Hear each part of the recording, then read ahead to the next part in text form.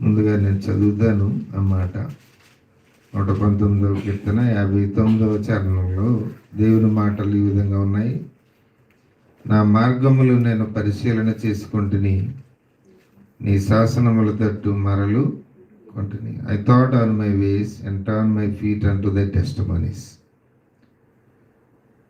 నా మార్గములను నేను పరిశీలన చేసుకుంటాను. మన జీవితాల్లో ఎప్పుడు కూడా పరిశీలన అనేది చాలా ప్రాముఖ్యమైంది. ఆ పరిశీలన ఎప్పుడైతే మనం చేసుకుంటామో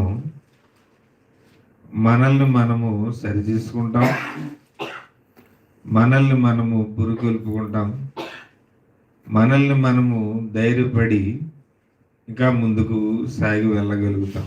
అందుకే ఇంగ్లీష్లో చాలా క్లియర్గా ఉంది, ఐ థాట్ ఆన్ మై వేస్ అంటే నేను థింక్ చేయటం, ఆలోచించటం. నిజమే,